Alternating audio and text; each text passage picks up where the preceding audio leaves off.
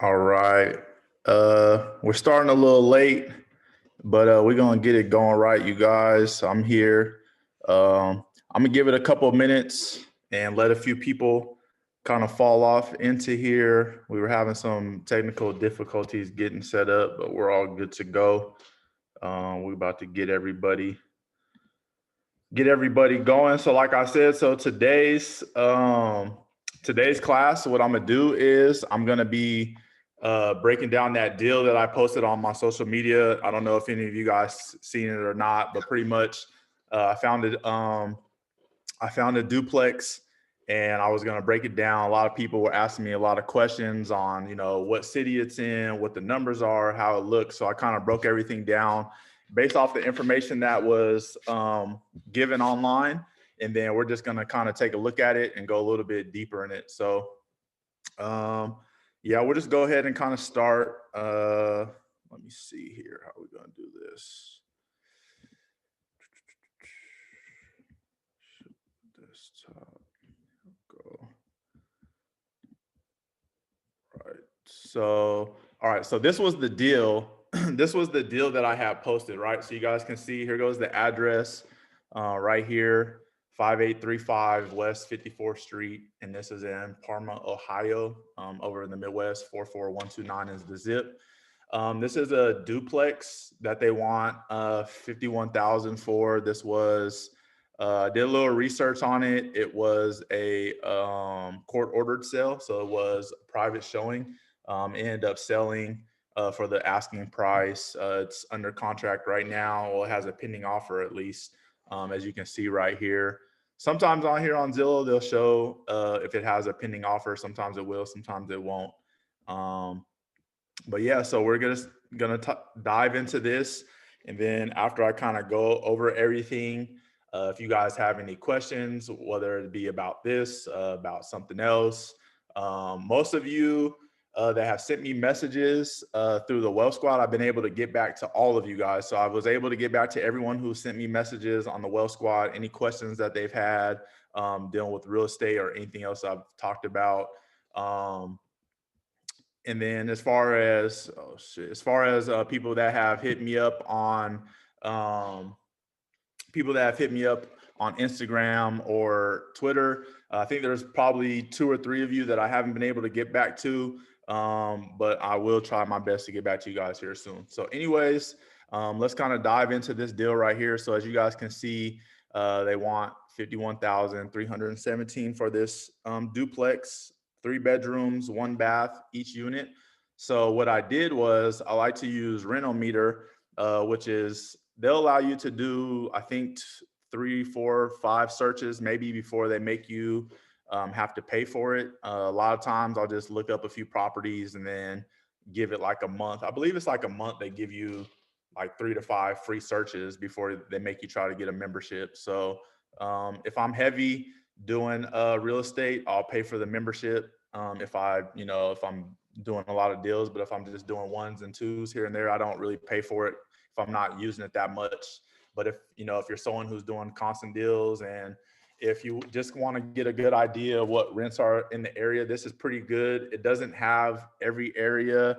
It's not 100% accurate, but it's very close, right? It give you a good idea. A lot of these tools, what I try to tell people is a lot of these tools aren't completely accurate that you're going to see, right? A lot of times you'll have to just go in the area. You'll have to reach out to property managers. You'll have to do more research. But these, using things like Zillow and using a rental meter will give you a good general idea, right? It's going to give you a good starting point. So the numbers are going to fluctuate. There's been deals that I found on Zillow, and by the time I've closed them, the numbers were off by probably a few hundred. So it's pretty close. It's not bad. So if you go in rental meter and if you put in the address right here, like I did, you can put in the rents, whatever you think the rents go for in the area. If you don't know, you can just do a little research. And I'm gonna show you how I did a little more research. Put what you think the rents go for, how many beds, how many baths there are, and then it's gonna show you kind of in that area what the rents are going for. So as you can see in this area, the average rent for a 3 bedroom, 1 bath is going for about 1,100, and that's probably going to be more of a home, right? More of a, if it's going to be someone renting their house, things like that. So something like a duplex is going to be a little less, and then something like an apartment is going to be a little less, even more because of the building type, right? So homes you can get more for, uh, triplexes, duplexes, townhomes you can get a little more for, and then apartments are going to be kind of your lowest rate and what you're going to be able to get. So I dug a little bit deeper. I went on apartments.com. I put in the zip code because I wanted to see what 3 bedrooms, 1 bath were going for in the area, just so I can get more numbers. So you can see kind of on the low end, this is the first one that popped up, range from 640 to 660. And as you can see here, as we scroll down, the different types, the rents start to increase. So when we start getting to the houses, you can see that's where the rent start to go up based on the property type. So boom, here we go. So this is what I did. Let me bring it up. I broke it down.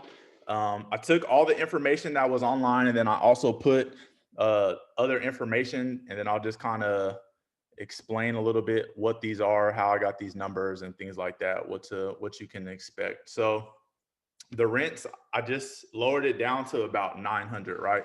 So what you'll be able to actually get may be a little more or may be a little less. So I'm just using, all these numbers are example purposes. A lot of it I just pulled straight from the numbers that they had in Zillow and a lot of the pre-calculators and things like that. So don't take these as set in stone. This is just for example purposes only. I'm just trying to get this in your head to kind of show you, get the wheels working, just so you can kind of see bigger picture, what type of expenses you'll be having going out, what type of expenses you can have coming in, and the whole total process of things, right? So, all right. So for the rents, I did 900 for each unit, and that would be bringing in $1,800 a month if you were able to rent both units at $900 a month, right? So your principal and interest payment is going to be $175 a month. Your taxes are going to be $102 a month. Your insurance is going to be 18. Property management is different everywhere. So I just went on a high scale. So if this area, if the property managers charge 10% of rents, this is what it would look like. It would look like $180 a month for property management. Maintenance is typical going to be 1%. They say this is the rule of thumb.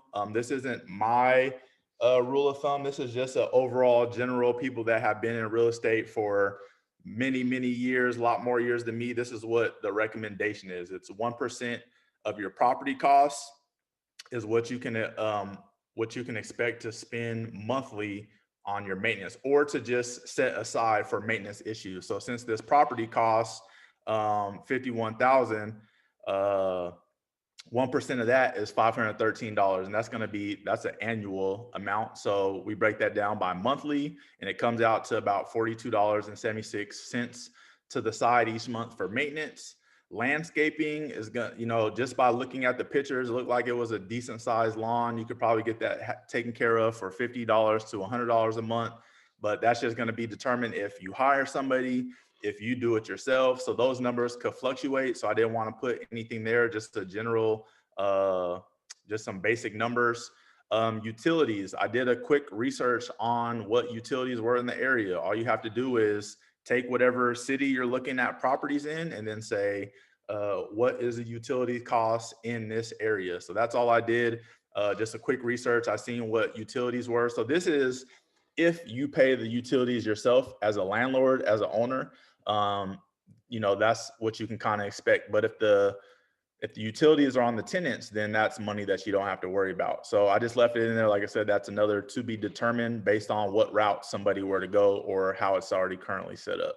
And then what they say for vacancy rates, they typically say you want to put 3% to 5% aside for when you have vacancies, right? So I use 5% of your rent. So you want to be putting $90 aside each month for vacancies when, eventually you're going to have vacancies, and you want to have a good nest egg set aside to cover those vacancies, because even though there's nobody staying in that unit, if you have a mortgage out, the mortgage payment is still going to be due regardless if you have somebody in those units or not. So keep that in mind for that. So running through the numbers real quick, like I said, just for example purposes, rents would be bringing in $1,800. That's both sides unit rented out. Expenses came out to $607.76. That leaves you $1,192.24. But mind you, we didn't take out anything for utilities. We didn't take anything out for landscaping. Yeah, so add those two, you'd probably be looking at about take away another 300 maybe on a high end, and we'd be looking at about $900 that you would have left over. So that's a pretty good amount to have left over, and that's after that's once you get your loan, you put whether you go 3.5%, 20%, whatever you do.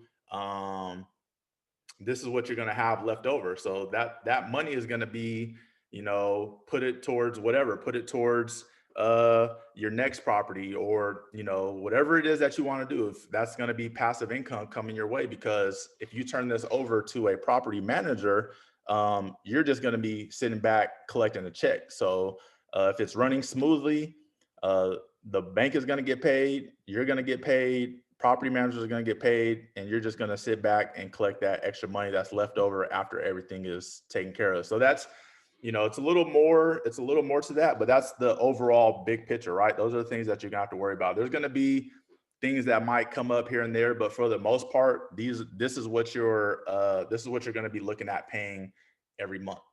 And this is, and based on what your rents are, that's what you can look to get every month as well. So other payments to consider, the down payment for this, whether you go conventional FHA, if you go the VA route, you can get into this without having to put any down payment down. But if you were to go conventional, or if you were to go FHA, you would be looking at 3.5% to 20% of the loan amount. So that's something else that you want to put into your payments when you're calculating. So if you have to put down, let's say 10 grand to get into this property, and if you're pulling in close to a grand a month that you're having left over after everything's taken care of, you'd be looking at 5 to 6 months to get your money back, right? If you're bringing back $900 to $1,000 a month in profit, and passive income, and you had to put 10 grand up, I'm sorry, I said 5 months, you'd be looking at close to about a year, right? So if you put $10,000 down and you got 900 to 1,000 coming in after everything is taken care of, it's going to take you about 10 months to recuperate all your money that you had to put down, right? So it's going to take a little bit longer than that, because you're going to have closing fees, you're going to have all these other little fees. So realistically, it'd be about a year and a half to 2 years out before you would recoup all your money that you had to put into the property. And then from that point forward, you would just be collecting the check, getting your loan payment paid, getting your appreciation in, all these good things, right? All this leverage that you'll be able to do down the road. So let's keep going. So the closing costs are typically going to be about 2% to 5% of your loan amount. Appraisals, which is typically put into the in your closing costs. Appraisal typically costs about $300 to $500. And then I wanted to put some things for people to start thinking about, right? So if you're going to start being a landlord, you got to start getting creative and start thinking of ways how to increase your NOI, which is your net operating income. And ways that you can do that is for, little things like, do people have pets? Do people want to have pets, right? If some of you have pets and you've lived in an apartment or you lived in a home that you rented, you might have to pay a deposit for pets. Some people have monthly reoccurring payments that people have to pay for certain pets. There's all these different things. So I put a few things on here for you to just think about and maybe get creative. And the reasoning behind people charging for pets, it's not because people don't like pets. It's not because people aren't, animal lovers or nothing like that. It's just that animals mess up. They mess up the inside of your house, right? They mess up your carpet from, whether going pee, whatever, tracking in bugs, dirt, this, that, and the third. So that's the reasoning behind it, because when someone moves out that has animals, either the carpet's going to have to get replaced or it's going to have to be a really good clean. But for the most part, I'm hoping most landlords replace the carpet, especially with animals. You don't want to get into that slippery slope. But that's another thing that you can charge. assigned parking. So if there's a parking lot, some places charge parking, some places don't. So like I said, that's going to be up to you as a landlord. As a landlord, there's a lot of stuff that's going to be up to you, but then also you have to look and see what your state, what your city, what your county will allow, because there are some stuff that you can do in certain states that you can't charge for in other states. So keep that stuff in mind. I'm just putting ideas out here for, like I said, for you to get that cash flow coming in, and to increase that cash flow as well. Some places have storage units that they charge for people to use those storage units. So, if you were to get something built and put out there, that's something else that you can be driving in extra income. Some places have washer machines that people have to, pay money for, that it might not be in the unit. It might be, if you have, we're using this place as an example. So I'm sure this place has washer and dryer in unit, but if you go to if you start getting like a fourplex, or if you start getting into commercial where you have more than 4 units, that's something that you want to start looking into, because that's going to be more cash flow for you coming in. And then things that you can do, you can get creative, like offer discounts, right? You can tell someone, hey, if you want to pay your full amount up front 6 months out, I'll give you a $250 discount. Or if you want to pay a whole year out, I'll give you a $500 discount. So you don't know what your tenant's financial situation is, right? So they might be just stacking up, saving, and renting from you just until they can get their money right to get a property. So if they might have the funds to pay you a year out, and for them, to say, it doesn't have to be $250, it could be whatever you come up with, or whatever you think would be good, or you think you could get someone to pay you. Because if you can get someone to pay you a whole year out, that's going to be beneficial to you, and then you benefit them by giving them some type of discount. So some places offer this, some places don't. Like I said, this is just something else that you can do to get creative, to get that money up front. If you can get a whole year's if you can get a whole year up front, that money, you can take it and put it into your next property.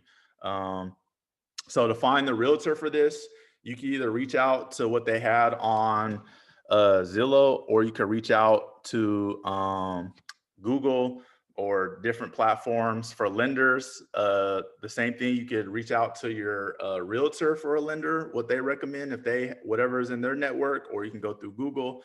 And the same thing like the inspector. So once you find a good real estate agent, they should pretty much be your one-stop shop. They should be able to help you out with getting a good lender. They should be able to help you out with getting a good property manager. They should be able to help you out with getting a good home inspector, all that stuff, right? That's their job. That's their network. That's the people that they're around all the time. Contractors, if you're looking to build, if you're looking to do all these different things. So let's look at this property a little bit. It's not bad. If I were to personally get this, I would probably look to cut these trees down just to open it up a little bit, do some landscaping, probably throw a little better paint. Oh no, it's brick. So yeah, can't do nothing about that. Area is not too bad. So yeah, it's not bad. From the outside, it doesn't look like it needs much work, which is good. And let's see, it hasn't been on here that long. So you can see all the features on here. You guys can take that address and you guys can Google it yourself. And then you guys can kind of see what's going on. Here's the pending sale right now that I was talking about. So, it lasted a good little bit, couple weeks. A lot of places aren't lasting that long. Then you can kind of see the tax history on there. And then, so what I did was just pulled the numbers from here. Like I said, sometimes these numbers aren't going to be 100% accurate. It's going to be based on your lender, how much you put down, what interest rate you get, right? All those things are going to change. So these are the numbers that I use, and I just pulled and played. Just like I said, they're going to be pretty spot on. They're going to be pretty close. It might be a couple hundred on off. But yeah, just keep that in mind.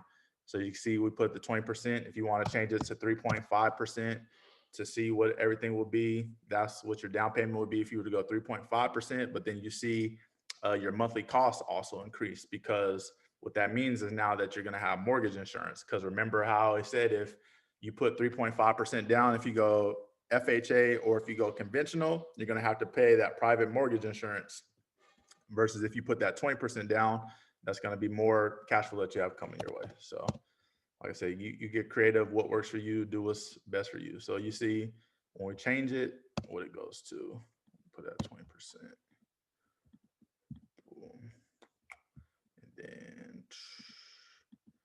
change it on there. The property taxes will show you this is what the tax rate will be.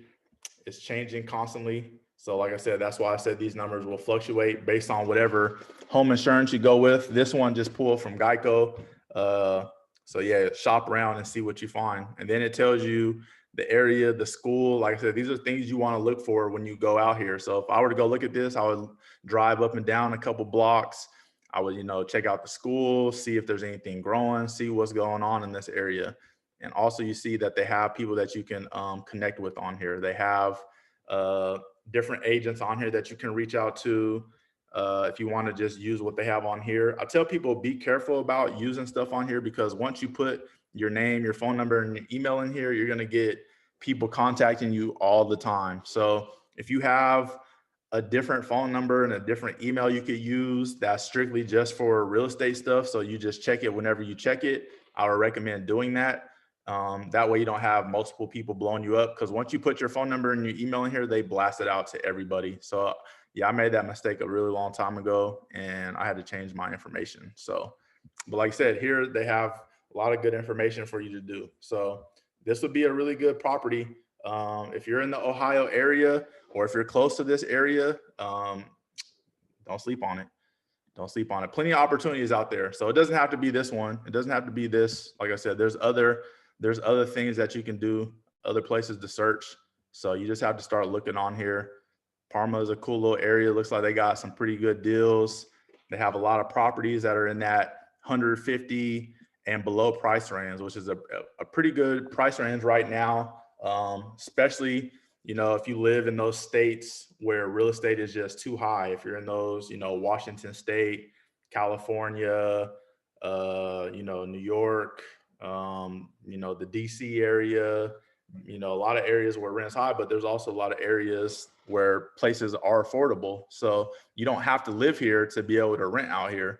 But you do have to have, at least 20% down. So that way you don't have to worry about using a FHA, because, using FHA, you would have to occupy the resident for at least a year. So get on here, play around. Like I said, don't be afraid. I know a lot of people, are against Zillow. It's a good point to start, and it's a good way to start getting connected, right?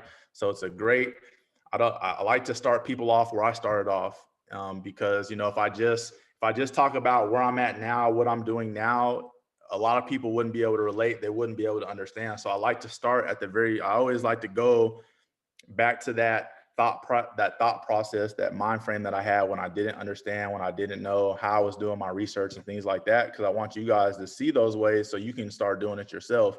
So the more you start doing this, you're going to find other websites that you like better. You're going to see, your real estate agents are going to be sending you stuff from the MLS that's not even on, Zillow yet, or these other platforms. You're going to start meeting, you're going to start networking. Once you start building your network, you're going to start getting those off-market deals, and you're going to start doing all these things. So you'll never know if you don't start. So that's why I show you guys this stuff on here. That's why we run through it. So pretty quick. I just wanted to kind of break that one down. I think I'm gonna start doing that a little more often. I'm gonna go in a lot of different areas. I'm gonna find what I feel like is a good find, and I want to break them down for you guys. And so right now, if you guys have any questions on any of this stuff, we'll go ahead and open it up. This one was kind of quick. I didn't know how long this one was going to be. It was kind of quick, but I wanted you guys to see breaking this deal down. I wanted you guys to see what the numbers and stuff kind of look like. So I hope you guys either screenshotted this or wrote a lot of this stuff down, because these are the numbers that you're going to have to worry about. So let's go ahead and open it up to some questions and see what type of questions you guys have. If you're confused about anything, if you want to know a little bit more about something, go ahead and start firing off.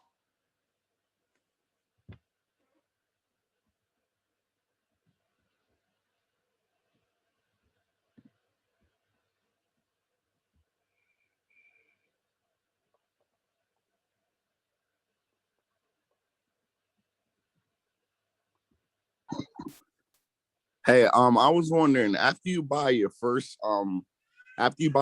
apartment, well, your house, how do you go about buying the second one after you have a loan out for the first one? It depends on what type of loan you have. It depends on, what your cash is looking like. It depends on if you got any equity in that property to try to refinance. So many different things come to play. If you have the fund, depending on what route you go, you can get a FHA with this property, and then if you have the funds to go conventional with your next property, you can do that, no questions asked. Or if you're in the military and you go the VA route at first, VA, you got to stay in it for a year. So you would stay in it for a year. That next year you can get into something using the FHA, and then you stay in that for a year, and then after that you can do conventional or however you want to go. So you just have to confine to the rules based on what you use. So if you use an FHA, you have to make it your primary resident for at least a year before you can try to do anything else with it. Thank you so much. No problem. A follow-up question to that. So you said that you have to stay in the residence for a year, which I understand that in regards to FHA, but I've heard of people basically converting it into a conventional loan after about 3 or 4 months. Yep. Is that possible? Yes, it is. Absolutely. You just have to make sure you have the funding to be able to do that. That's all. But you can definitely do that. A lot of people, because sometimes if you get in the market at the right time, especially right now, I know someone who got a property about 5 months ago, and right now they have about 60,000 in equity. So they're getting ready to actually do that right now. They bought with the FHA, and they're getting ready to convert it into a conventional. So when they convert it to a conventional, it basically nullifies the previous FHA, which allows them to go use FHA again, correct? So when you convert it to a conventional, that money that you get, you're paying off the FHA loan. Okay, I got you. That makes a lot of sense. Okay, are there any qualifications? So you're not going to have two loans out on the same property. So once you go that conventional, that's going to free up your FHA. Okay, that makes sense. Are there any qualifications for you to be able to do that? Is it just the amount of equity you have in your home at the time? If you have the equity, you could do an equity play, or if you just have the funding to be able to pay the 20%, then you'll be able to go that route. Perfect. All right. Well, thank you so much. I appreciate it. That makes a lot of sense, actually. So I appreciate that. Yep. Would you recommend doing something like a duplex, living in one, renting out the other? Is there any special circumstances around something like that? Yeah. So based on, like I said, depending on the type of financing you wanted to do. So let's say this duplex that we are showing as an example, if you wanted to get that, and let's say you had the money to put 20% down. So what that would mean is that you wouldn't even have to live in one of the units, because if you put 20% down using the conventional, they don't require you to reside in the unit for a year or any time. So you would be able to just start collecting rents right away. Or another thing that you could do, if you did want to put the 3.5% down and go the FHA method, then you would just have to reside in one side for a year. After that year, you'd be able to move out, do whatever you want to do, and you could rent out the unit that you were currently living in. So then now both units are rented out. Okay, gotcha. I missed the beginning, so thank you very much. No problem. No problem. A follow-up question to that. I apologize for asking more questions. So let's say you do decide to stay in the FHA for the year. Can you go for the conventional loan outside of the FHA if you wanted to go get into another property, if you had the financing to do it? Yep, absolutely. You could do it while you're still in your FHA. So if you just found a duplex, a triplex, or a fourplex, and your family isn't growing, and you like the place and you have it set up to how you wanted to, and you didn't want to move, let's say 3-4 months in, if you have the financing and your debt to income ratio is good enough to meet what your lender's qualifications are, absolutely, you can hop into a whole nother property. You could just rent it out. Obviously, you wouldn't be able to occupy it. So the next property wouldn't be your primary residence because you're still under that FHA for the year, but absolutely, you'd be able to get another property. You could just rent that one out right away. Thank you so much. And I'm sorry for asking a lot of questions, but how do you... Oh, go ahead. Actually, I'll let somebody else ask a question. Thank you. Go ahead. This is what this is for ask as many questions as you want. There is no limit to how many questions you can ask. All right, perfect. So how do they know that you're actually making that your primary residence? So like, let's say I wanted to get into an FHA. I have to, of course, change my driver's license, change all my information to that primary residence. But let's say I wanted to stay with my mom for the time being, right? And rent out that unit. Is there any way for them to prove that I'm doing that? And I know that sounds a little shady, but I'm just wondering if that's something that's an option. No, that's fine. And this is a question that a lot of people ask, and I tell people the same thing every time. You don't want to play around with this type of stuff when they have these rules, because if you were to get caught, you wouldn't be able to use FHA anymore. Now you're limiting yourself for the rest of your life from being able to use FHA year after year after year after year after year, right? You don't want to mess up something that good that works, by trying to either get extra income or whatever, or whatever it is you're trying to do. I just always tell people, just do the year. It's just 365 days, right? You could be working on your next project day one. You could, some projects take a little while to get into. So you could already start figuring out what you need to get so you can start getting your money right. You can start looking at properties. You can start, doing more research, getting more involved in real estate. It's like, you don't want to risk not living in it for something, they might do an audit. I don't personally know anyone who's been audited or they popped up. So this is what happens. So let's say you find a duplex, right? The one that I'm showing as an example. Let's say two people currently live in that right now. You have to, in order, the lenders and stuff that I've worked with, you have to let the people know that you're going to be occupying that resident. And then whatever your state requires to give notice, you have to let them know, hey, you have to be out within this amount of time. The lenders that I've worked with, they've been pretty strict on making sure that they've reached out to the current owners or the property managers to make sure that at least one tenant has to know that, hey, you have to move out within a certain amount of days because you have to occupy it. I believe with FHA you have to occupy within 60 to 90 days. So don't quote me on that. I don't know what the exact day is. So they give you a little grace period because there are times when you will find properties that are just fully occupied. So they give you enough leeway to give the current tenants time to let them know, hey, I'm going to be occupying one of these residents. So yeah, so just be careful with that. You don't want to risk, you don't want to be that person who gets audited or something happens to come up and they find somehow, some way that you're not occupying or you didn't. You just don't want to mess up. You don't want to mess up a good thing because it is a good thing. Yeah, right? don't burn any bridges, basically. Exactly. No, I understand completely. That makes complete sense. No, thank you. So, and then I'm sorry, like I said, I'm sorry for asking so many questions, but so let's say you start with the FHA and then you go into the conventional after 3 months because you have the equity and you can pay off the loan based off the loan that you get for the conventional. Is there a waiting period to get back into an FHA? Let's say I already found another duplex to get into. Every time, well, I don't know if there's a waiting period that you have to wait from once you pay that FHA loan in full. I don't believe there is a waiting period though. I believe once it's paid in full, I believe you're able to use it again right away. So but it's going to take a little time though, because you're going to have to find a property. You're going to have to go through the whole process again. Once you get your first property, you'll see it's not a short process because, most deals that I do typically take about anywhere from 3 weeks to almost 2 months, sometimes even 3 months, right? Because you're going to have to get inspections. You're going to have to, if there's issues when it gets inspected, then you're going to have to get more time to either get that stuff fixed, whether you get it fixed, whether they get it fixed. Sometimes you might have issues with the lender. I mean, you'll have so many different obstacles that might come up. So I know people that have been able to close within, as soon as 14 days. And I know people who have taken as long as 3 months to 4 or 5 months to close a deal. So it's not going to be something that's just going to turn around real quick. Okay, perfect. No, I appreciate it. Thank you for answering all my questions. I really do appreciate it. And thank you for this. You've taught me a lot since the first real estate class. So I'm just fixing my credit so I can get up there with you guys. Yep. But thank you. Yeah, it's a process. So not to get off track or anything like that, but just to kind of, I haven't really talked too much to you guys about like what my real estate journey was. So I talk about it a little bit. So it took me a whole year. I shadowed my real estate agent for a year. Mind you, I never had anybody teach me about real estate. It was all self-taught, going on Bigger Pockets, finding YouTube videos, reaching out to people that I thought maybe have been in real estate, asking a couple questions here and there. But you kind of don't want to feel like a burden to people, right? By asking questions and things like you almost feel like a burden by asking other people questions sometimes, right?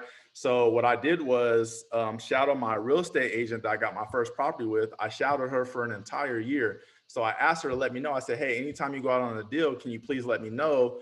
I'll come. I just want to see like what questions other people are asking, what type of things are they looking at, like what to look for. Like I used to go into properties and not even know, what I was even looking at. And my real estate agent, she would be taking notes and looking at stuff. And so I would be asking her like, hey, what are you looking at? Why are you looking at this? Why are you looking at that? So that part. So not only was I doing that, but 5 years before that, I was working on fixing my credit because my credit was horrible. I had a lot of terrible, and I wasn't even those 5 years prior, I didn't even have real estate in my mind, right? It wasn't even a thing. So it's like, I didn't even know that you had to have your credit at a certain point.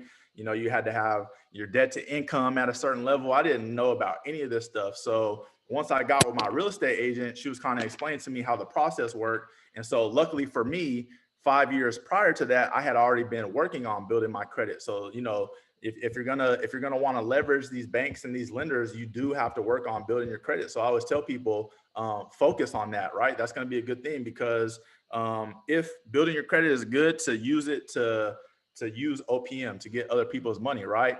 You're not going to be able to find too many places where you're going to be able to go to a lender and find a cash flowing property and you still use the lender. They're paying the 96.5% for you. They're paying, or not paying it for you, but in essence they are paying it for you. You got to pay it back, but they're loaning it to you and you're cash flowing right away. So it's like, you're not going to find too many things like that where you can get into a $300,000, $400,000, $500,000, $600,000 property that's bringing you back $1,000 a month right away. I mean, obviously not all of them are going to work like that. I just found a really good one.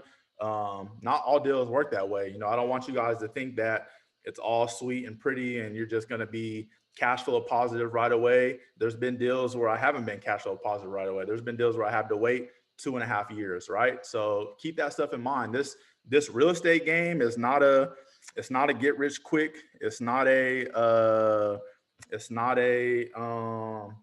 all peaches and roses, right? There are ups and downs. You're dealing with people living in a property that's in your name. So it's like you're having to trust that they're taking care of it, that they're being clean, that they're not, having any mold, like things, all different types of stuff. They're not just trashing it. So there's a lot that you have to do and make sure things run smoothly. And there's a lot of back work that you have to do. So once you get it, like any good operation, once you get the machine rolling, then that's when you can kick back. You can kind of put your feet up a little bit. But that first initial phase, you're going to be putting in that work. You're going to be putting in that work, going looking at properties. And right now we're in a seller's market. So you're gonna have to come correct with these offers. I just put in another offer on a property.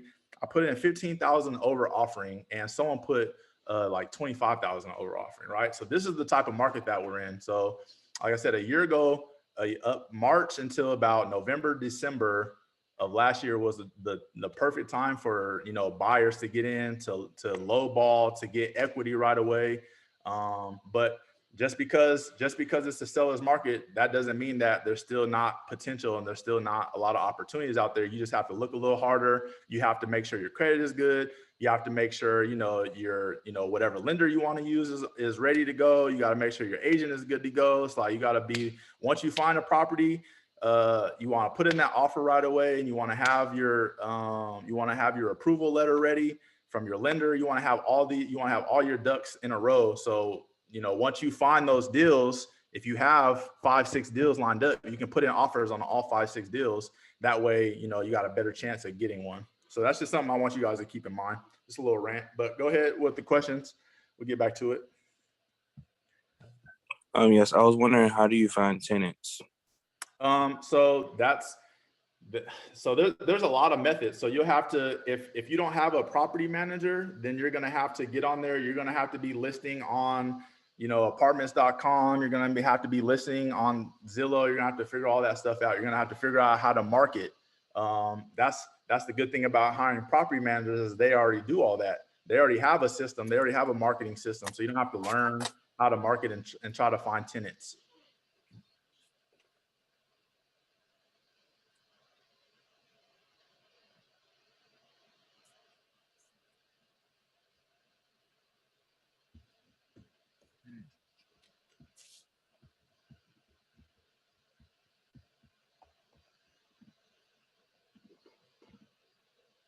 Any other questions?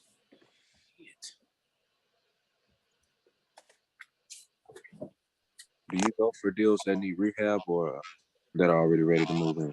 I love turnkey. I love turnkey properties. So turnkey properties, for those of you who don't know, is ready to go. I mean, it means less than a couple. If anything, it might need $1,000 or $2,000 worth of work. But for the most part, I like properties that are ready to go.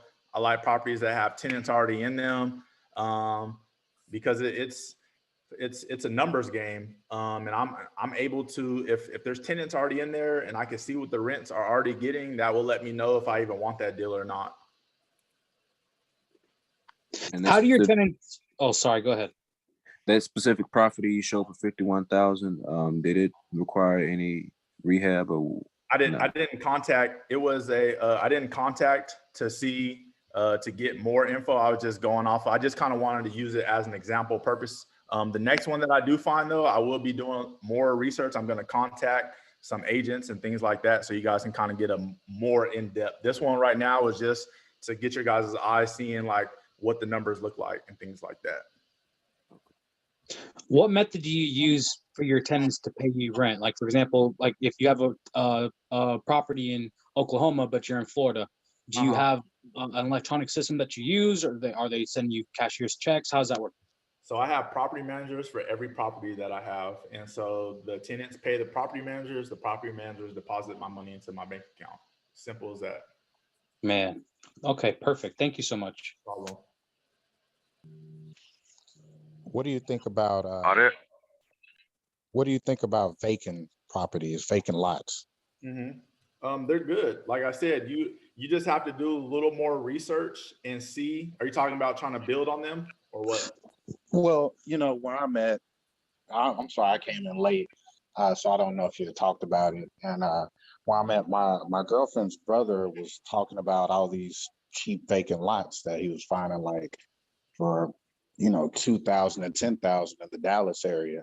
Right. And I was just trying to see if that was even a good investment, because I mean, when they're that cheap, that's pretty good. And some of the property he was looking at are like in neighborhoods that are about to be gentrified, basically, or have been getting gentrified. So I didn't know. They kind of look, some of them look kind of run down, but just the areas that they're in are kind of growing areas. So I didn't know if that's even a good investment or how that even works, really. Yeah, so with the vacant lots, what you have to do is you have to do a lot more research, because you have to look and see what type of builds you'll even be able to do on that vacant lot. So just because it's a vacant lot, that doesn't mean you can just throw anything you want on it, because there's going to be zoning, there's going to be all different types of stuff that you're going to have to deal with. So you're going to have to get with your local assessor and things like that, so you can see what the zoning laws are for that specific lot and see what you can even build on it. So once you figure out, let's say you find a good vacant lot for like $2,000, like you're saying, then you figure out that you can you can get a fourplex built on it. So you can leverage FHA to get that build done. And then you can start, whatever the rents are for the area, you want to figure out what the build is going to cost you. You want to know what your rents are going to be able to bring in, since it is going to be a new unit, but it's going to be in an area that you said is not that nice. So that means that even though it's a new unit, look at the area that it's in. What are the rents going for in that area? That's going to be what people are going to be typically looking to spend until that gentrification starts to happen. And then when more and more buildings start to pop up, that's when you're going to be able to start to increase your rents. So you're going to have to look at the long game. You're going to have to figure out, okay, this is where we're at right now. Where are we going to be at 5-10 years down the road? This is what I want people to start thinking about with real estate. Don't think about it as in, I need to make all my money within the first year, the first 2 years, the first 3 years, right? Start looking 5, 10, 15 years out down the road. Right. So would you suggest maybe getting the lot and waiting till other people, build around it, leave it vacant, or what's a good process?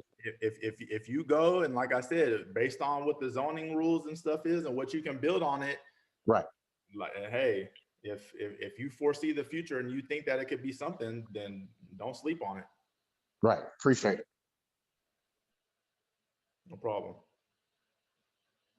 So you can. Go ahead. Go ahead. No, ladies first. Go ahead.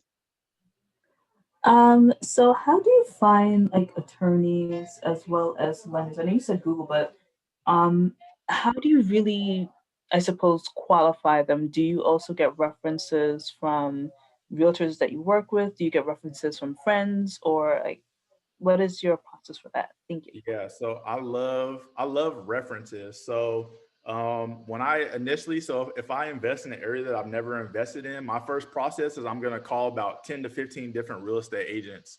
And I pretty much talk to them. I tell them what my goal is, what I'm trying to do. And then I fill out two or three of them that I kind of connect with.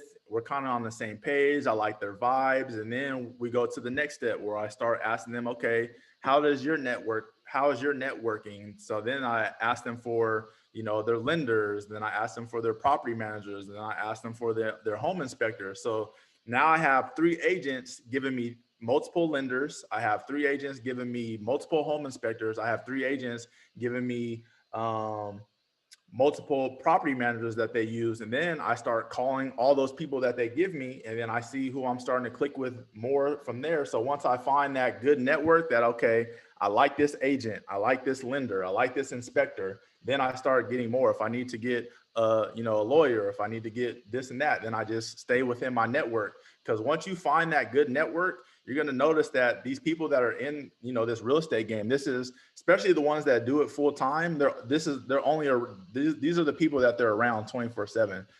Agents are constantly around home inspectors. They're constantly around lenders. They're constantly around contractors. They're constantly around lawyers. They're constantly around this, that. They've seen so much. So, I haven't gave somebody new a chance yet. And when I say new, I mean within a year plus. Most agents that I typically deal with have about 5 to 10 plus years skin in the game. That's just my personal preference. And that's just been the people who I've connected with the most from doing this process that I'm telling you. So I've done this process everywhere that I've invested in. I get on the phone, I just call people all day.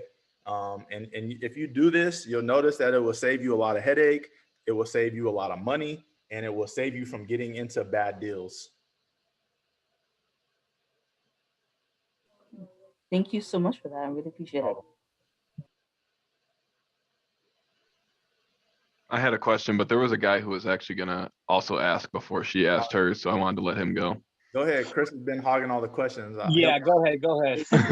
Okay.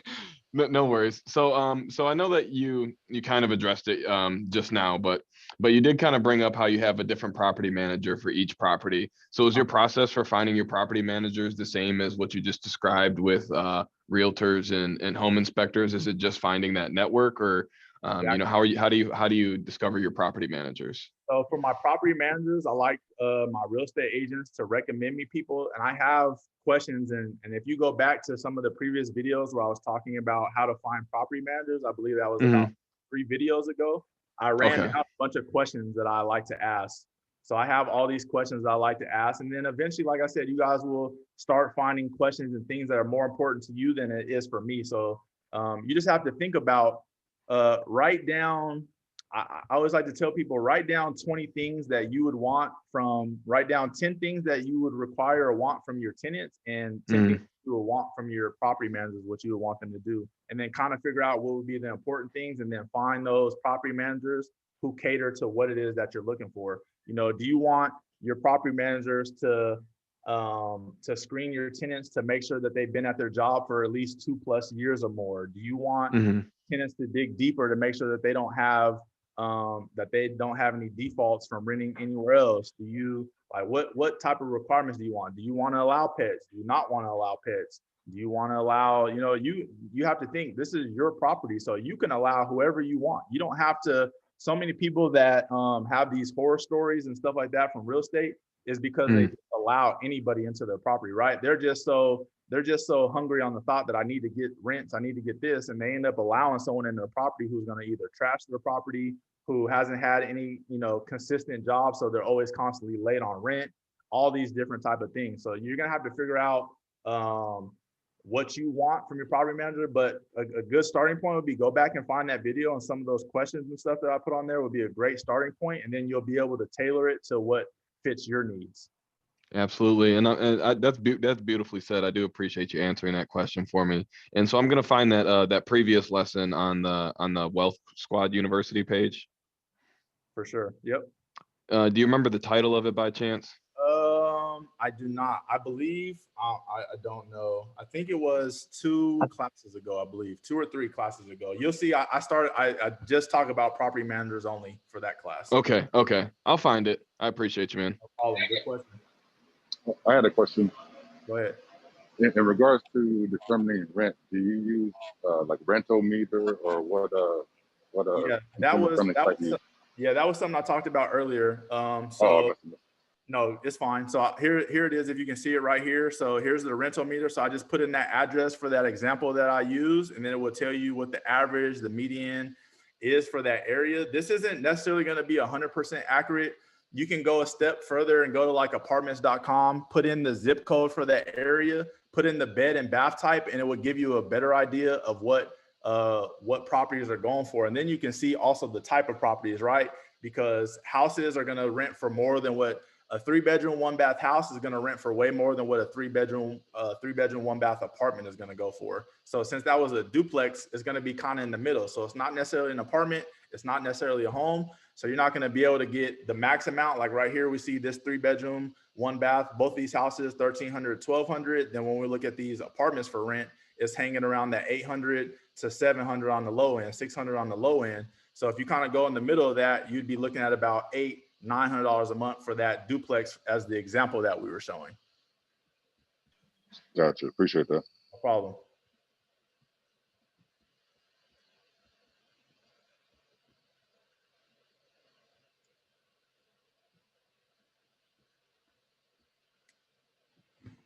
All right, you guys got any more questions? Go ahead, Chris. I know you had another question. No, I'm trying. I think I forgot, but I think this is what it was. So, if I'm understanding this correctly, you can utilize the FHA. If like I buy a vacant lot for, like you said, $2,000, you can utilize the FHA for the entire build. Yes. Oh wow, dang! And I'm down. I told you I'm down here in Florida. There's lots everywhere for sale, like especially in the middle of Florida for dirt cheap. So like I didn't know you could do that. So that's good to know. It's a little trickier. You have to find the right lender who's willing to do it. So you're gonna have to find the contractors. You're gonna have to find the right lender. You're gonna have to do a lot more than just the typical, but it is possible to be done. Perfect. Thank you so much. I really do appreciate it, man. Is that like the FHA 203K or a standard FHA? Yep, it's like the 203K. Okay. And that's what I talked about that a little bit, and I believe the first video I did, I talked about it a little bit, but yeah, you guys can do a little more research on that one.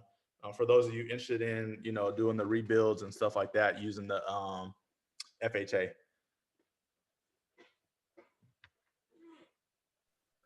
I had a quick question for you. What is your opinion on like getting properties near like college students and that sort of thing, or do you think it's I don't know if you think it's a good idea or if it's risky for like property damages and stuff like that? Yeah, no. Or how do you handle that? Yeah, it's really good. The thing is, so you have to look at it like this. Most college students, they're not going to be, your property isn't going to be in the best shape, right? You're going to have kids in there, they're going to have parties, stuff is going to get spilled. So you're just going to have to kind of bite that bullet with it. But you're going to constantly have people renting it out all the time. So that's going to be, you're going to have the pros and the cons with that. So the pros is you're going to constantly have people renting it out. And the cons is you're going to have to always worry about, little damages and things like that. But all you'd have to do is just increase your deposit that you require. You just want a little bit more than what a typical place would want, things like that. So you're just going to have to get a little creative. You're just going to have to, pop in probably a little more. If you have a property manager, you probably want them to kind of swing by probably every quarter just to check and make sure it's like, you're not trying to snoop in on them, but hey, this is my property at the end of the day. I want to make sure it's being taken care of, things like that. So you just have to be a little more proactive when you rent out to colleges. So like I said, the good thing is it's going to always be rented out. But the downfall is, you do have higher chances of things happening and things like that. So that's when you sick your property manager. You say, hey, stay on top of this one. We got some, youngsters staying in here. They're going to want to party. They're going to want to do this and that, which is fine. It's okay. When you look at this, I tell people, treat your rental properties. Don't have no attachment to them. I don't have any attachments to any of my properties. Things go wrong. You know, there might be fires, there might be all type of damages. That's part of the game, right? We're in this game to build generational wealth. We're in this game to pass along to our children. We're in this game to break out of the rat race. So don't have any emotional tie to these properties that you get, right? It's a numbers game. So you get it, you know, let it do what it do, go on to the next one. Get another one, let it do what it do, go get a next one, right? You don't have any emotional tie. I don't care what happens. I have insurance, you know, that's what insurance is for. Insurance is going to take care of the big stuff. So, you know, when you have costs, you'll probably have to replace the carpets, you'll probably have to throw up paint, little stuff like that. You're not going to have to worry about too much. Like the big stuff, if they were to damage, that's when your insurance comes in and, you know, will help you out with that. And then you also just require them to have renter's insurance as well. That's something that you can require as a landlord. You can require your tenant to have renter's insurance just to protect you, protect them. So you don't have to, you can be less stressed about that. Okay. Thank you. No problem. Hello. Yep.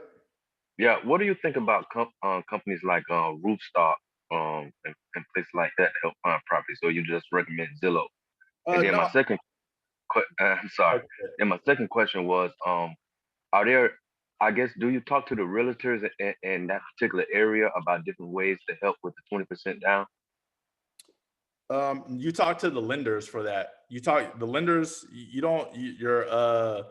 Your real estate agent and stuff like that, and your property managers. They won't have anything to do with the finances part of it. So as far as getting like a loan and all that, and with your rates and how much you need to put down, that's going to be through the lender. So you can use I tell people property managers also have a good network. So don't be afraid to, if you have a property manager, if you know someone, don't be afraid to ask them as well, because they also have a good network because they're in it all the time as well. But it's going to be up to your lender. And for your first question, I've personally never used Roofstock. I've been on there. It looks like a good one. I don't know. And I don't necessarily just tell people to only use Zillow. I just like to use it as a good starting point. It's really simple. It's a lot easier for people. It's user friendly. It's straight to the point, and it has like a lot of good information that they pull on there. And Zillow is getting good at updating to make sure that the information is pretty current as well.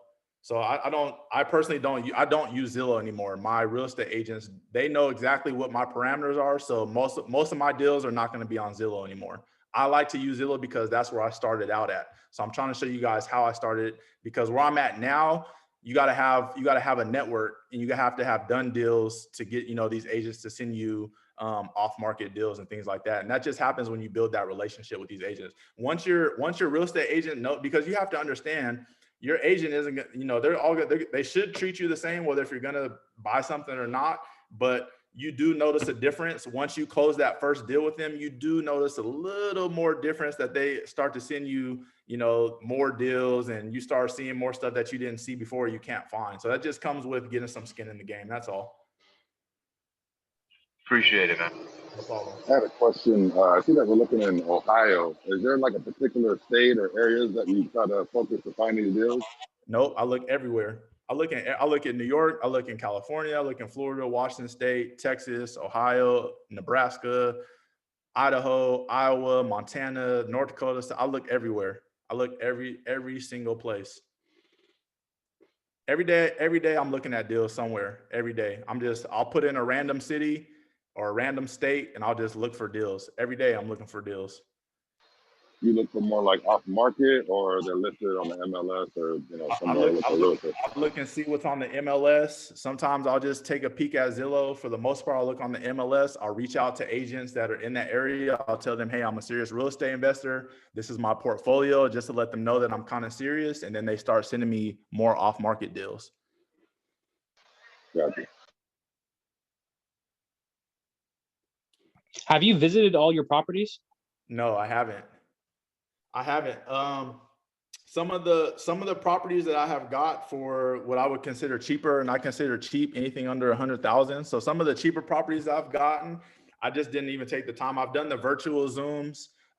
It was actually agents that were referred to me from agents that I actually trust. So I trusted that they were gonna, you know, refer me to the right people. Everything looked good. The numbers looked good. There wasn't any major damage, so there really wasn't any need. There was tenants already in it. The inspector went through, there was no major damage or anything, you know, so the report looked good. Everything looked good. So if there was any issues for big deals, for deals that I do that are 100,000 or more, I like to go look at. But yeah, there are some that I haven't went and looked at. Thank you. Have you gotten into commercial real estate? I have not. I tried to get into some commercial real estate during this pandemic, but the seller backed out on me. True. Okay, thank you. I appreciate it. Question: what do you do if there's already tenants in the well, duplex or whatever? So it depends on what route you go, what type of financing route you go. So if you go the FHA route, you would have to give the tenants a notice that one of the tenants that you're going to have to move into one of the units, because that's one of the requirements with FHA. If you go the conventional route, you don't have to move in, and you can just start collecting the money right away. And that's 20%, right? Yes. Some conventional is 3.5. It requires the PMI, but they require different. Each conventional requires something different, so I can't give you nothing set on that. You'll just have to get with the lenders in your area and see what their rules are for that. Okay, thank you. No problem.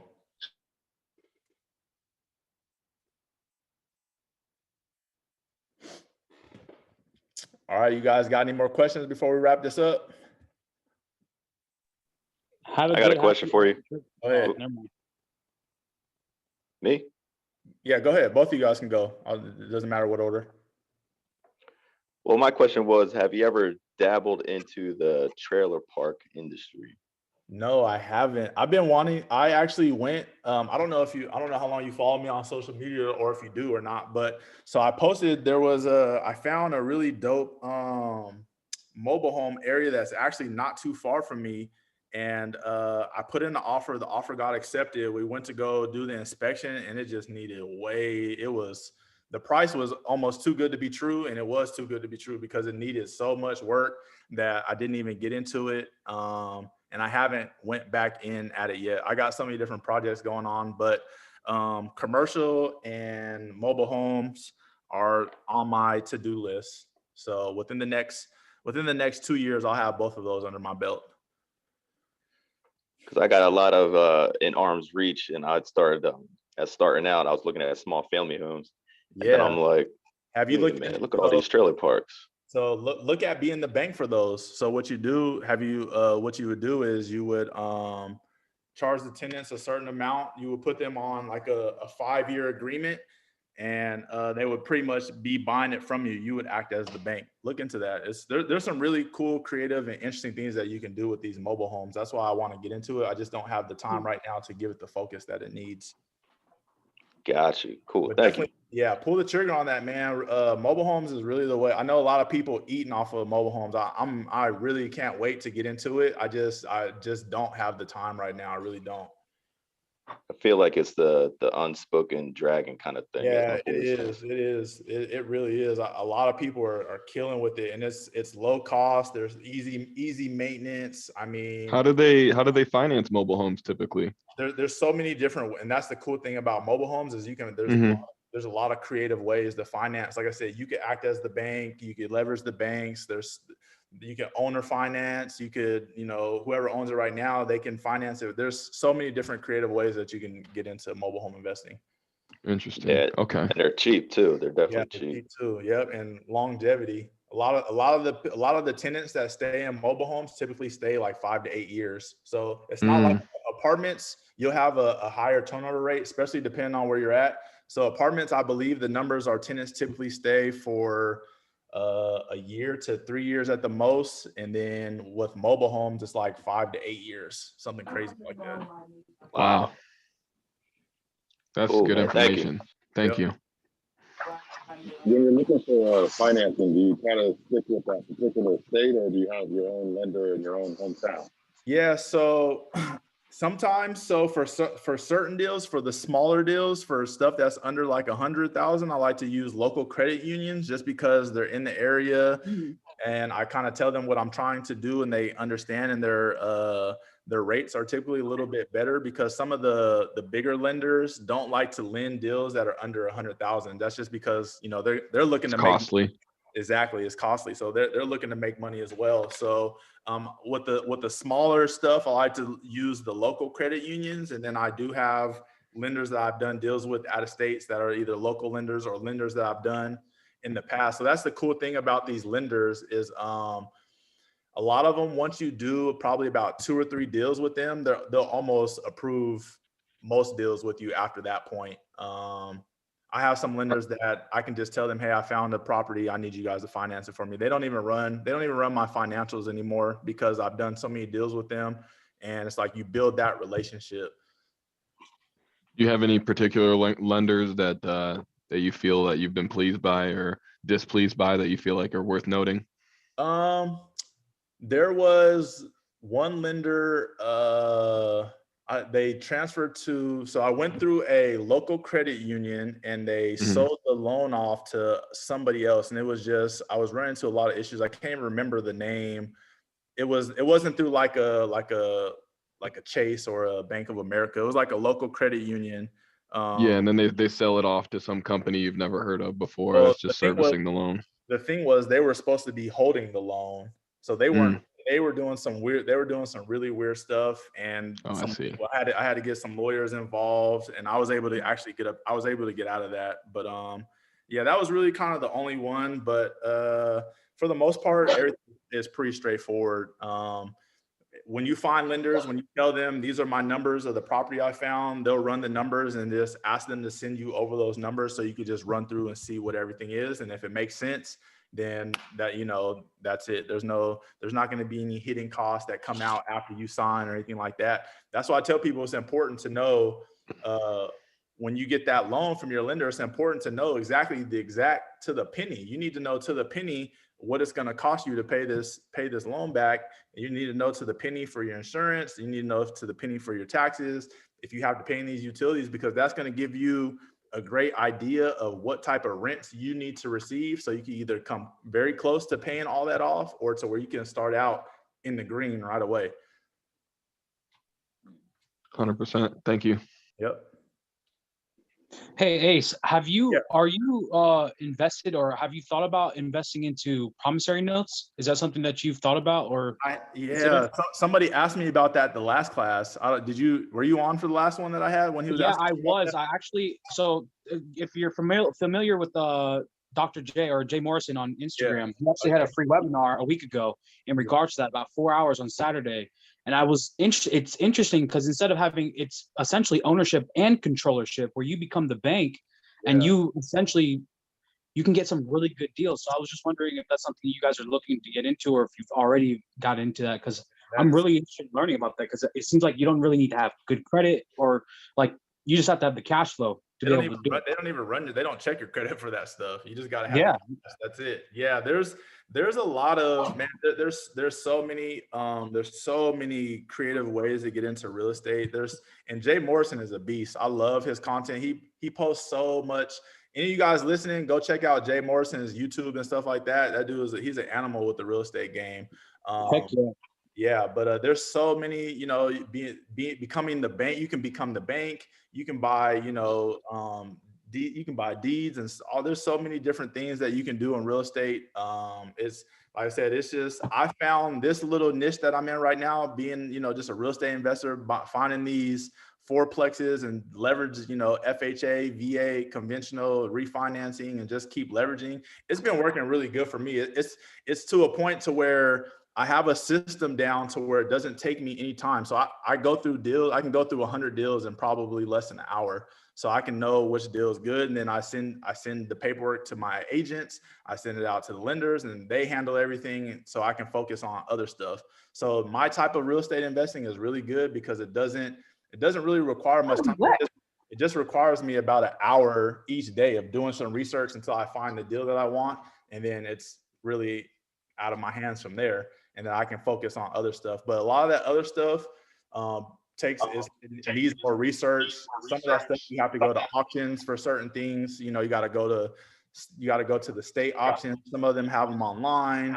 Some of them you need certain credentials. Some of them you got to have certain licenses. So there's all these different factors. So I found what works for me. So I just kind of stuck with this. But there definitely are so many other ways, so much more within real estate that I definitely want to tap into. But it's just going to be further down the road.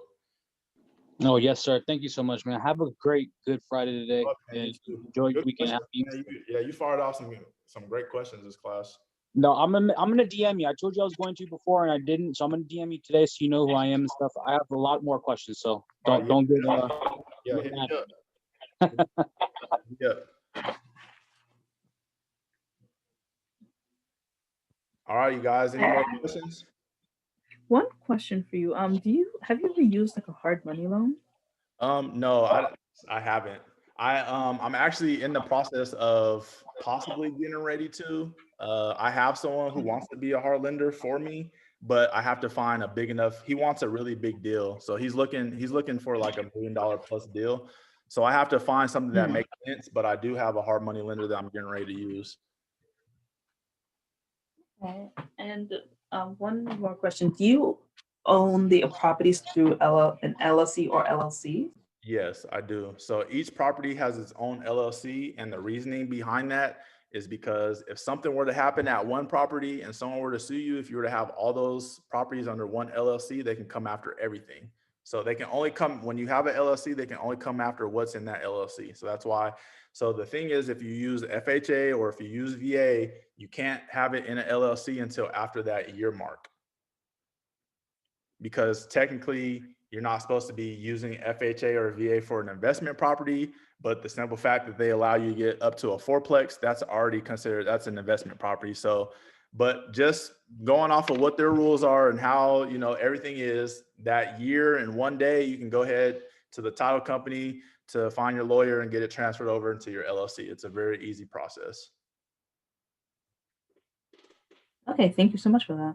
No problem.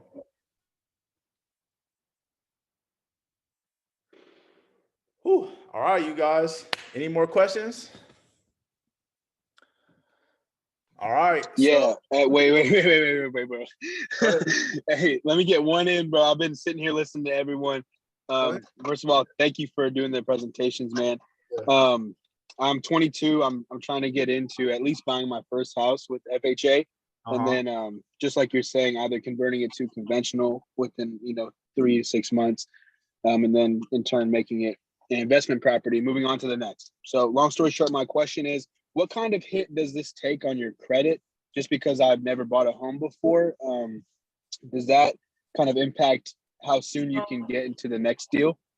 My credit was really good when I got into my first deal. So I noticed that it took a little drop, obviously, because you're putting, 2, 3, 4, 5, 6, 7, 800,000 onto your credit report. So it took a little dip at first, but then you're also adding that mortgage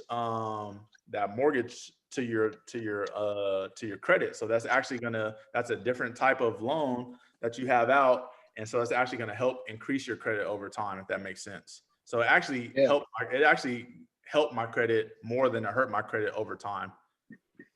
I could actually speak to that just to add in, hopefully help out. Yeah. The initial impact when you get like a hard hit on your credit is probably, Credit Karma is obviously going to tell you one thing and your lender is going to tell you another, but that initial impact is honestly, it's not going to be exact, but it's probably going to affect you like 10 to 15 points at the most. Yeah. And then you have a 14-day period that if you want to shop to another lender, you can get your credit pulled elsewhere, and any additional inquiries aren't going to affect your score, any other points or anything like that. You don't want to get 8 inquiries or anything like that, because if you have too many, then that can start to, weigh in a little bit differently. But if you want to shop 3 or 4 different lenders, the first hit's going to probably get you 10 to 15 points. And then every other lender is probably going to see the same score for the next 2 weeks. So your score is probably going to be the same for about 30 days. And then once you get that property and you put the loan on your credit report, depending on how the lenders report it, after 30 days, after you make your first payment, 30 to 45 days, whatever it is, that's normally when it's going to start reporting on your credit. And then after you've made, and this is with any account, after you've made 6 months of payments, that's when you'll start to see your score start to go up. So if your score is down a little bit after you first open the account, give it at least 6 months, you'll see your score start to go up. Give it a year, you should honestly be higher than you were before.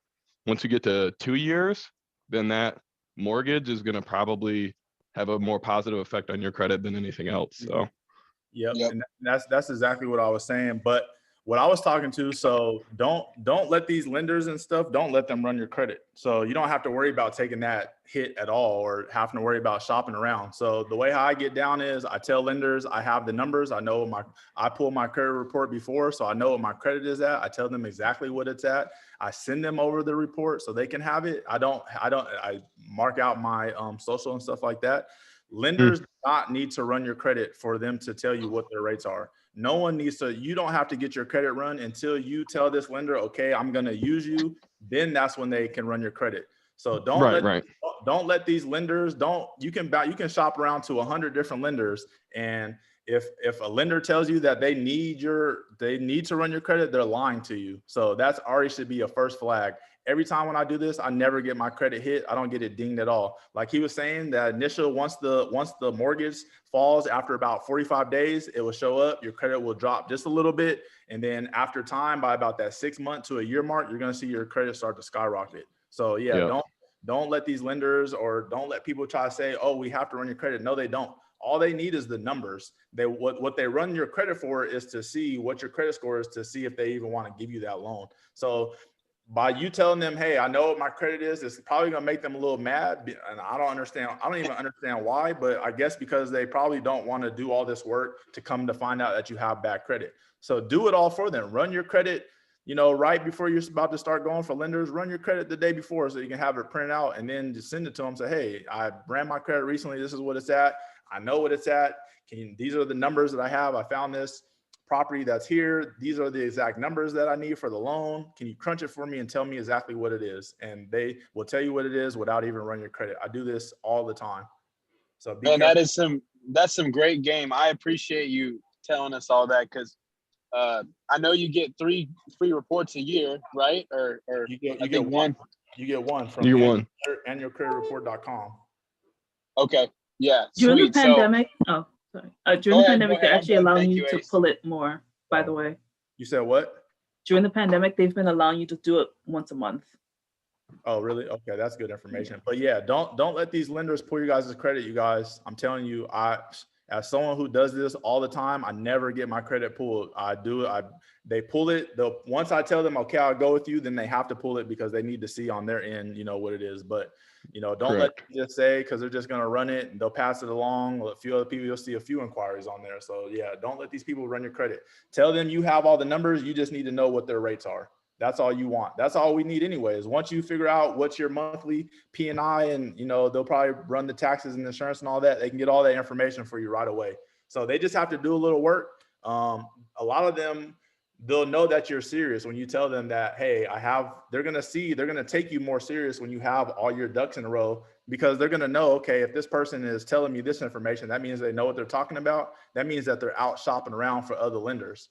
So, put that pressure on them. Don't let them, I tell people, and most people, I even talked about this in one of the courses, most people just research one lender and they just go with those rates, and lenders know that. So they're going to give you the craziest rates. They're not going to give you the best rate because they know that you're not shopping around. So if you go, and I found this out, I found a lender, I had them run the information for me. And then I told them, I said, okay, can you send me that over in an email so I can crunch the numbers so I can compare it with another lender that I'm going through? The lender said, well, hold on, let me re-crunch these numbers and see if we can work out something better.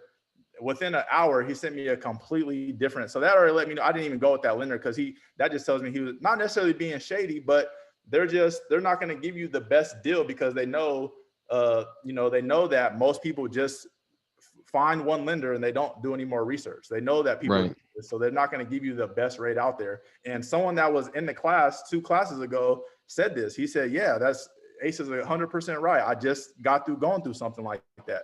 So I'm telling you guys don't let these guys, don't let them try to talk you out of something. I'm telling you guys, I do this all the time. I've done it in multiple states. I've worked with so many different lenders. They do not need to run your credit report.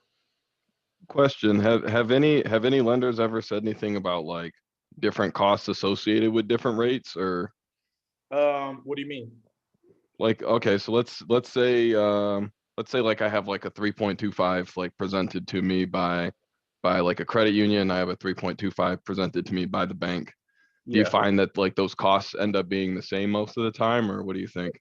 Sometimes they'll be different because different lenders are going to have different fees in there that they're either going to want you to pay or that they're going to pay. So that's why I asked for a report, because I want to know exactly dollar for dollar what's being paid so I can compare. I usually have like 7 different lenders that I'm comparing with. So, and my lenders all know this, and so that's why they're always giving me the best rates, because they know, okay, this guy is serious, he's done deals. And that's why I say, when you guys start to build your network, you guys are going to see your first 2 years when you guys start in real estate versus your first 2 years versus your 2 years after that are going to be like night and day if you stick with it. If you just get one deal and just collect, and do something with that, there's nothing wrong with that. But if this is something that you guys want to turn in to have like a nice portfolio, you guys are going to see doors are going to start to open, because lenders are going to see, okay, this person knows what they're doing, and you're doing the research, finding the deal. So they're going to like, hey, you find it, like we got some good rates. Like I have lenders that like, hey, what type of rates do you got? You need anything in refinance? Like I have lenders reaching out to me. Like it took me about five years to get to that point, but now I have lenders reaching out to me talking about, hey, we got this, we can refinance. If you have something, we can refinance for you at this rate. Or if you have, so that's the point that you guys want to get to. If you feel like, taking this journey and getting to that point, it's definitely possible. Real quick, you said earlier, I heard Credit Karma and I heard annualcreditreport.com. Do you prefer one over the other?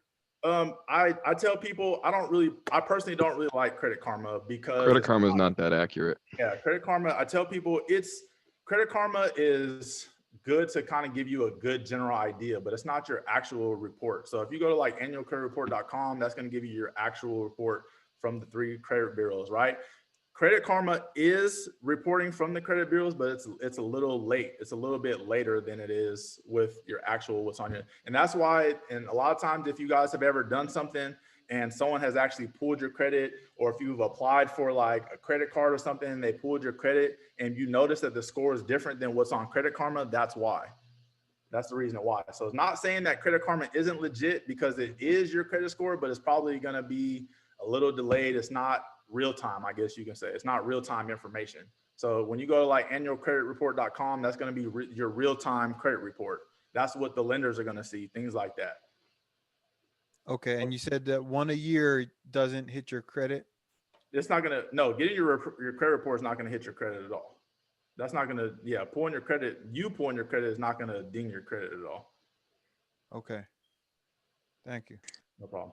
I take advantage of Identity IQ. Identity IQ, I pay for it every single month because I'm in the process of fixing my credit right now, but it's a very detailed report. And you do pay $20 a month for it, but it's very, very detailed and it's up to date every single month. So okay, that's a good one.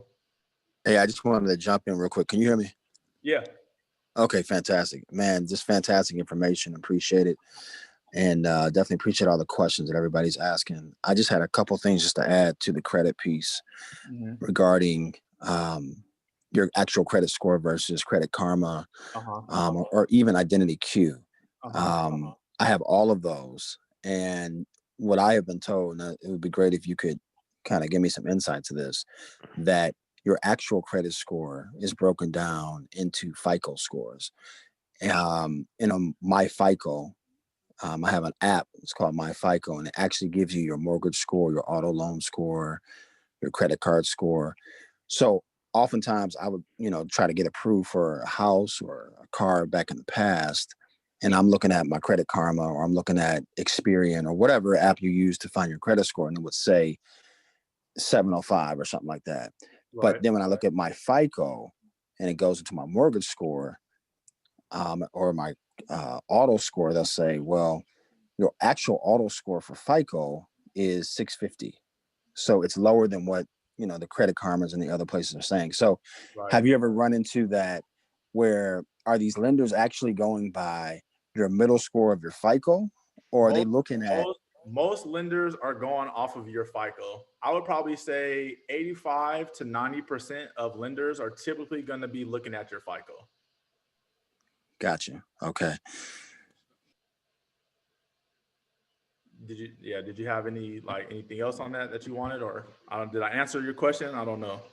No. It was good. It was really more for just more so like just educating some of the folks on the phone asking the question about the credit, because the FICO I found to be like the determining factor in a lot of these cases when it's based on credit. It's like, yeah, you have a 700 on Credit Karma, but your mortgage FICO is 620. Exactly. And I don't know what the exact cost is for the My FICO, but I believe it's like $30 or $40 a month, something like that, for those of you who are curious. That's about what I pay. Yeah. Is that what you pay? Okay. Yeah. So he was just talking about that's My FICO for any of you guys. It's MYFICO. If you guys are interested, you guys can check it out. But yeah, most lenders, that's what they're pulling when they're looking at your FICO score. Good questions. Yeah. One more quick question for you. Sure. Do you know the impact of student loans when you look into, get approvals? I honestly, someone else asked me this question, and I kind of told them the same thing. I honestly don't know. I've never had any student loans, so I don't know what it shows up as on your credit report or what they look at. So I don't know what the lender. I could actually provide insight to it. Yeah, please do. So the big thing is that you want to. So they have to, if there's a payment that shows on your credit report, like if you have a minimum payment, let's say like $300, and that's what shows on your credit report, then they have to qualify you off that payment unless you have documentation to show that you have an income-based repayment. So if you can get yourself into an income-based repayment, call your student loans, try to see if you can get into a payment of $5 a month and make sure you have documentation for it, then that'll help. And you have to make I think like 6 months of payments on it or something like that. On like show documentation that you've been making 6 months of payments on that arrangement for them to do it. Because if there's not a payment showing, then they have to calculate you assuming that your payment is 1% of the loan amount, which obviously can be like a ridiculous amount. So yeah, get an income-based repayment if you don't already have one, and then just make sure you're paying on it for 6 months and have the documentation for that. You'll be fine. Okay, yeah, I'm on one. So. Yeah, I appreciate that. 100%. Cool. Thanks, you guys. All right, so I'm getting ready to wrap this up. So before I do, I just want to tell you guys, I really appreciate you guys taking your time out of your day to tuning into this stuff. I don't take these classes lightly. If you guys have tuned into other ones, you guys know I take it very serious. I take the time out of my day to put everything together, and I try to think of as much as I can to help you guys out. And I appreciate those of you who tune in for questions. I don't have the answers to everything, and you guys know me. I never try to claim like I have the answer to everything. If there's something you guys ask me and I don't know, I'll just let you guys know I don't know. Or a lot of times there's been questions that I've been asked and I've done the research and found out for people. So I want you guys to know that this is an open space, right? I want you guys to come in here. I want you guys, Chris was asking a lot of questions. I like that. I want you guys to ask as many questions. There is no such thing as a stupid question. This is a safe place. We're all in here. We're all in this together, right? We're all in the Wealth Squad. We're all part of the team. This is a team. We talk about community. We have some great people that are within the Wealth Squad. We have people who are lenders in the Wealth Squad.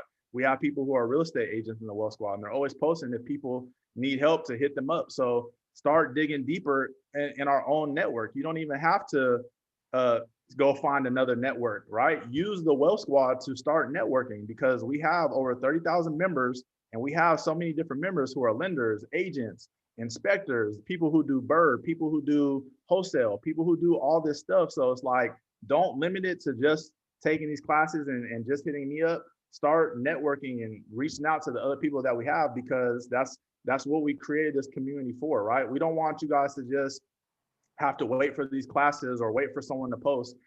Start reaching out to people, make posts like, hey, any agents in this area, anyone. So, people are selling properties. People are looking to do this. There's a lot of good things that we have going on, and we're going in the right direction, right? We're going in the direction that we want to go. So that's just a little bit on that. But like I said, once again, I really appreciate you guys taking your time out of your day to join me on this. I appreciate all the questions. I appreciate you guys jumping in for answering questions that I didn't have the answers to. Like I said, we're a team together, right? So we're all in this together. We're all trying to level up together. We're all just trying to keep putting one foot ahead of our next one, right? Just keep going, keep going, keep going. So with that being said, this will conclude our class for the night. It's Friday. The weekend, like I always say, the weekend doesn't mean take off, you guys. It means keep going, right? If you want to get out of that race, if you want to level up, if you want to get to that next level, you got to keep doing things that are going to get you there. So you can't use the weekends to slow down, hit the brakes. I promise you guys, I got so many probably, if you guys, I got 2 whiteboards in front of me right now with different tasks I got to do.